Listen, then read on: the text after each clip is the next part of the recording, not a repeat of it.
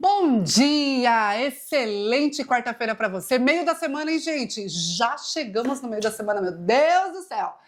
E eu quero desejar um dia incrível para você, uma quarta-feira abençoada, uma quarta-feira cheia de realização, uma quarta-feira onde você viva e sinta a presença de Deus aí com você, onde você estiver.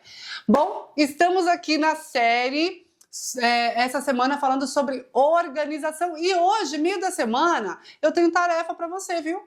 Eu tenho tarefa para você. Por quê? Teve episódio de segunda, teve episódio de terça, hoje é quarta-feira, a gente precisa ver aí como é que você tá, como é que tá evoluindo. Você assistiu o episódio de segunda e terça? Não? Então vai lá, já vai estar aqui no canal, entendeu? Por quê? Porque eu preciso que você compreenda as etapas de uma vida organizada. As etapas de ter uma vida organizada e como o poder da organização impacta o sucesso da sua vida. Você quer ter uma vida de sucesso? Compreenda o poder que a organização tem. Enquanto eu não reconheço o poder da organização, eu tendo a ficar patinando na vida. Vamos lá. Vou falar aqui rapidinho para você sobre as 4 etapas para se chegar na mudança. Primeiro, eu preciso enxergar. Gente, o pior cego é aquele que não quer ver. Você já conhece essa frase. Se eu não enxergo, eu não vivo a segunda etapa, reconhecer. Então, primeiro eu preciso enxergar e depois eu preciso reconhecer que o problema existe. Deixa eu dizer uma coisa muito séria para você. Aquilo que eu não enxergo e não reconheço, eu não vivo o arrependimento. Como que nós alcançamos a misericórdia de Deus? Como que nós alcançamos a graça do Senhor Jesus? Por meio do arrependimento. Aquele que confessa e deixa, alcança a misericórdia. E lá em 2 Crônicas, capítulo 7, versículo 14, fala o quê? Se o meu povo, que se chama pelo meu nome, se humilhar e orar e buscar a minha face e se arrepender dos seus maus caminhos, aí então eu ouvirei dos céus, perdoarei os seus pecados e sararei a sua terra. Ou seja, você percebe que é condicional? Eu preciso primeiro fazer essa parte para Jesus vir, para Deus vir e fazer a dele? E uma das partes que eu preciso fazer envolve o quê? Arrependimento. Mas só tem como eu me arrepender aquilo que eu enxergo e reconheço. Você foi e furtou essa caneta. Se você não enxergar que o furto é algo errado, você não vai se arrepender. Porque para você não fez nada errado. Para você só pegou uma caneta do outro, sem avisar. Você não está enxergando que aquilo é errado. Se você não enxerga, você não vai reconhecer. Puxa vida, realmente, foi eu que peguei a sua caneta e não te pedi. Me desculpa. Reconhecer. E o que é se arrepender? Você dizer para você mesmo, eu nunca mais vou fazer isso. Porque o que eu fiz é errado. O que eu fiz se chama furto. E eu não quero ser uma pessoa que pratica isso. Isso é arrependimento. Mas você percebe? Sem enxergar e sem reconhecer, não tem como eu me arrepender. Então, para eu chegar no arrependimento, existem essas 2 etapas. Só que para eu viver a transformação, ainda faltam mais 2 etapas. Então, primeiro eu enxergo, depois eu reconheço, depois eu decido. A terceira etapa é decidir mudar. Dentro desse exemplo que eu te dei aqui, eu enxerguei, eu reconheci e eu me arrependi. Para eu viver a transformação, o que eu preciso fazer? Eu preciso decidir mudar. Entenda uma coisa, gente, não tem como chegar na transformação direto. A transformação envolve um processo que não tem como pular etapa. E a etapa que leva à transformação são as mudanças de hábitos que nós vivemos ao decorrer do processo. Por isso que não tem como pular a etapa de um processo. Você quer a transformação? Então se disponha a viver mudanças de hábito, mudanças de mentalidade, mudanças de padrões mentais. Você consegue enxergar e reconhecer quais são os seus padrões mentais? Você consegue enxergar e reconhecer o que está te impedindo de ter uma vida organizada? Aquilo que está te impedindo de viver a organização na sua vida faz parte de um padrão mental. Vou te dar um exemplo. Às vezes, você vem de uma família onde, gente, a família é disfuncional. Ninguém é perfeito não, fica tranquilo. Ai, meu Deus, minha família é disfuncional. Fica tranquilo, entendeu? Porque, olha, a família perfeita não existe não. Então, quando você olha para a casa do seu tio, é aquela bagunça. Não tem nem guarda-roupa, chama bolão. Ah, cadê a camiseta tal? Vai lá ver no bolão de roupa. Aí você chega lá, tá tudo assim. Aí você vai na casa da sua tia e aí você vai lá pedir uma camiseta do seu primo emprestado. Aí o seu primo falava, vai lá no quartinho pegar. Quando você chegar lá, o que tem lá? Um bolão de roupa. Aí você olha e fala, nossa, lá na casa do tio tem bolão, aqui também tem bolão. Aí você vai na casa da outra tia. E aí você precisa de uma calça emprestada. Aí eles falam, não, vai lá no quarto do fulano, abre lá a porta tal, que lá você vai encontrar. Aí quando você chega lá, que você abre a porta, o que você encontra dentro do guarda-roupa? Um bolão de roupa. Se aquilo não muda na sua vida, se esse estímulo visual e comportamental ele permanece durante a sua infância, quando você crescer e sair da casa dos seus pais e for morar na sua casa, o que tende a ter lá? Um bolão de roupas. Por quê? Porque no seu mindset não existiu a organização, a padronização da organização das roupas. Você não aprendeu, porque no seu ambiente isso não existia. Na casa dos seus pais não era assim, na casa dos seus tios não era assim. Você não conheceu um ambiente diferente disso, ou seja, padrão mental. Você leva para a sua vida adulta um padrão mental criado na infância. Não é sobre certo ou errado, é sobre os padrões mentais que regem os nossos comportamentos. E isso todos nós temos, porque faz parte da nossa estrutura psíquica. Os padrões mentais, eles são a construção da nossa estrutura psíquica. Então, quando a gente fala de organização, tem coisas que você pode não estar conseguindo viver a organização, por quê? Por conta do padrão mental em qual você está inserido. E enxergar e reconhecer o padrão mental é fundamental para que você provoque a decisão de mudança. Se você não enxerga e não reconhece, como você vai decidir mudar? Primeiro, você precisa enxergar. Então, enquanto você me ouve, eu quero convidar você aí, vai pensando. Como que era na sua infância a questão da organização da casa? A questão da organização das coisas, do guarda-roupa, das gavetas. Como que era a gaveta de talheres lá na casa da sua mãe? Como que era na sua infância na casa dos seus familiares? Aquilo que você viveu foi sendo introjetado em você, foi sendo internalizado em você. E aquilo acaba construindo o seu estilo de vida. Gente, tem pessoas que eles cresceram no mindset da organização, da desorganização. Então, viver a organização não é algo tão simples assim. Dani, isso acontece muito, gente, muito, e é de verdade. É real. O sofrimento para viver a organização é real, porque a pessoa não sabe o que é isso. Ela vai ter que desconstruir toda uma realidade, todo um cenário de vida e construir um padrão mental modelado na organização. Isso é possível? É. E é assim que nós construímos a transformação, o caminho para viver uma transformação. Porque se nós formos para Romanos, o que vai falar lá no capítulo 12?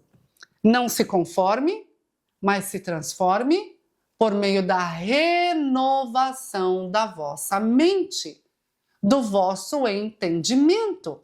Então nós estamos falando de desconstruir para construir o novo. Isso é a renovação. Uma água que está sendo renovada é a água velha parada indo embora e a água nova e limpa voltando, vindo. Sem a renovação não tem transformação. Então, enquanto eu estou falando, Vai pensando aí na sua vida, vai pro espelho. Gente, se tem uma coisa que eu amo no meu trabalho, é levar as pessoas pro espelho. Por quê? Porque o espelho é um lugar que não tem como mascarar nada. O espelho, ele te mostra a verdade nua e crua.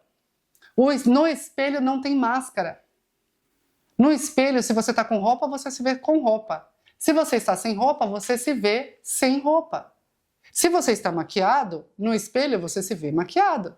Se você está sem maquiagem, no espelho você se vê sem maquiagem. No espelho não tem filtro. No espelho não tem máscara. No espelho não tem capa. O espelho mostra a verdade. Por isso que eu amo o espelho. Então eu quero convidar você para ir para o espelho e começar a enxergar. Quais são as áreas que estão desorganizadas na sua vida? E começar a alinhar, gente, as expectativas. Por quê? Não tem como mudar uma vida inteira em um mês.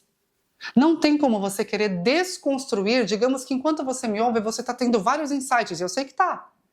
Eu sei o que eu faço, eu conheço o meu trabalho. Então, enquanto eu estou falando aqui, você está tendo vários insights, você está lembrando de muitas coisas. Meu Deus, Dani, olha isso, meu Deus, é aquilo, é por isso que eu faço assim. Nossa, agora eu estou entendendo por que eu funciono assim. Perfeito, ótimo. Mas não queira mudar uma vida inteira, o que foi anos da sua vida, em um mês. Não é assim que funciona. Ainda em Marcos 6, na parábola da multiplicação dos pães, nessa passagem da multiplicação dos pães, o que Jesus nos ensina? Jesus nos ensina a manter a visão sem ceder às nossas expectativas imediatas. Muitas vezes você quer mudar anos de construção em um mês. Em 6 meses, não vai mudar. Você pode até conseguir trabalhar um hábito ou outro, mas a transformação verdadeira, a transformação de dentro para fora, para começar, não é nem você quem vê. Quando a transformação acontece, sabe quem vai conseguir enxergar? As pessoas que estão ao seu redor. E eu vou te mostrar como. Quando de repente você começa a ouvir assim, nossa, você percebeu que fulano não fala mais de tal maneira? Essa pessoa falava tanta gíria, agora ela mudou. Ela fala assim, sabe? De um jeito difícil. Você está passando em outro lugar e você ouve outras pessoas falando, gente, vocês perceberam que aquela pessoa agora está se vestindo diferente? Nossa, eu não vejo mais aquela pessoa usando mais a roupa assim como usava. A pessoa está mais elegante, está composto, está composta. Vocês perceberam? Compreende? A verdadeira transformação, quem enxerga é o mundo. Por quê? Pelos frutos conhecereis a árvore. O seu testemunho vai revelar ao mundo quem você está se tornando ou quem você está sendo. Este é o caminho da transformação. É você, de forma intencional, enxergar, reconhecer e decidir viver as mudanças necessárias até que essas mudanças elas passam a ser ressignificadas em você e aquilo passa a ser seu e a transformação acontece. Só que isso tem um tempo de ser maturado. A transformação verdadeira ela é de dentro para fora e não de fora para dentro. E eu quero te levar para o que Jesus viveu na passagem da multiplicação dos pães. Em momento algum, ele cedeu às expectativas imediatas. Ele sabia o que ele ia fazer. Ele sabia que ele ia multiplicar os pães e os peixes. Mas antes de chegar na parte da multiplicação, tinha que ter a organização. Tinha que ter a ordem. Todo mundo sentadinho, ele olhando tudo para os cestos começarem a ser passados. E enquanto os cestos iam passando, eles não se esvaziavam, muito pelo contrário, eles ficavam cheios e cheios e cheios. E o povo sentado via o milagre da multiplicação acontecendo sem bagunça, sem tumulto. Então, cuidado com as expectativas imediatas, cuidado com aquilo que você quer ver acontecendo no aqui e agora, quando na verdade tem coisas que vão levar tempo para ser maturadas. E aí eu quero te levar para Eclesiastes. Eclesiastes capítulo 3. Tudo tem o seu tempo determinado. Quando eu compreendo isso, eu consigo enxergar o que Jesus priorizou. Para ter o milagre, precisa ter o processo. No processo, chegou o milagre. Ele não multiplicou os pães e os peixes do nada. Houveram etapas. Então eu quero convidar você, hoje, quarta-feira, março de 2026, a começar a sair da zona de conforto e trabalhar as etapas da sua vida que precisam viver a mudança que vão te levar à transformação. Então anota aí. Vou te dar 2 perguntas práticas, tá? Você está agindo como os discípulos? Ou seja, você obedece mesmo sem entender? Ou você está agindo como a multidão, que exige ver para crer? Essa é a primeira coisa. A forma como você age, o céu reage. De novo, a forma como você age, o céu reage. Na organização, no padrão da organização, existe a confiança. E a confiança, ela é o combustível da fé. E na fé, você agrada a Deus. A fé é a ação na terra que vai fazer a reação acontecer nos céus. Ok? Jesus, tudo o que pedires ao Pai em meu nome, crendo, recebereis. Crer é uma ação. Tudo que pedires ao meu Pai, em meu nome, crendo, recebereis. Antes de ele dizer recebereis, ele está falando o que a gente tem que fazer. O verbo de ação, crer. Então, quando você age na fé, o céu reage na resposta. Agora, se você estiver se comportando como a multidão, que exige ver para crer, você vai estar no padrão mental da lamentação, no padrão mental da murmuração, da reclamação, da ingratidão. E deixa eu dizer uma coisa muito séria. A ingratidão atrai a miséria. Cuidado com aquilo que sai da sua boca. Cuidado com aquilo que sai do seu coração. Lembre-se, você age e o céu reage. Segunda pergunta. O que você precisa organizar na sua vida antes de ver um milagre? Lembre-se, Deus não multiplica o caos. Então, o que você precisa organizar na sua vida antes de ver um milagre? Se você puder, tome nota dessas perguntas. Porque depois você vai ler e vai responder. Eu preciso que você responda, porque enquanto você responde, você está fazendo uma projeção. Você está tirando daqui e colocando no papel. Enquanto você coloca, está havendo estímulos. Enquanto você coloca, está havendo processamento cognitivo. Enquanto você coloca, está havendo autoanálise. Examine-se, pois, o homem a si mesmo, e assim coma deste pão e beba deste cálice. Ou seja, autoanálise. Nós precisamos viver isso para conseguirmos enxergar o ponto A onde estamos, para poder ter a direção de chegar no ponto B, que é o destino de onde queremos ir. É o nosso destino. Então, qual é a área da sua vida que precisa de organização? Liste uma área desorganizada. Vou te dar o como aqui, tá? Que eu separei para você. Então, lista uma área organizada. Por exemplo, finanças, tempo, dane do céu, eu não sei o que fazer com o meu tempo. Meu tempo voa que eu nem vejo. Então, lista uma área. Uma, gente. Você pode encontrar 15 aí, mas você vai começar por uma. Lembre-se que tudo tem um tempo determinado. Escolha uma área da sua vida e você vai começá-la. Você vai começar a organizá-la todos os dias. Como? Você vai parar 10 minutos do seu dia para planejar e organizar o seu dia. Você pode fazer isso à noite para organizar o seu dia seguinte. Então hoje é quarta-feira. Então hoje à noite, 10 minutinhos. Planeje o seu dia de amanhã. O que você tem para fazer? O que você quer concluir? Quais são as micrometas que você vai se colocar para amanhã você viver a construção do sucesso? E quando o dia acabar, você vai agradecer por tudo aquilo que você conseguiu concluir. Obrigado, Jesus, porque eu consegui concluir a roupa que eu tinha que lavar. Obrigado, Jesus, porque eu consegui acompanhar o dever de casa dos meus filhos. Obrigado, Senhor, porque eu consegui fazer as marmitas da semana. Obrigado, Senhor, porque eu consegui fazer o meu time bater a meta de hoje. Obrigado, Senhor, porque eu consegui liderar e performar aqueles executivos que eu precisava performar. Então você vai, na noite anterior, planejar. No outro dia, pegar o planejamento e você vai executar. E antes de dormir, você vai agradecer. E já fazer o planejamento do próximo dia. Pegue uma área da sua vida e comece. Dedique 10 minutos diário para planejar.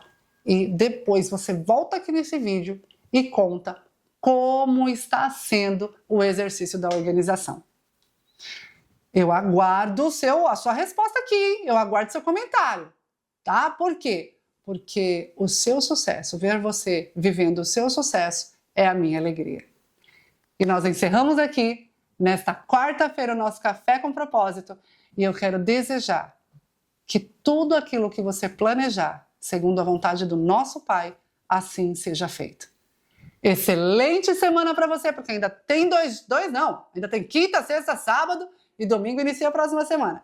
Então, que você tenha um dia maravilhoso e amanhã nos encontramos no Café com Propósito. Que a paz de Deus, que excede todo entendimento, alcance a sua alma, a sua mente e o seu coração. Até amanhã.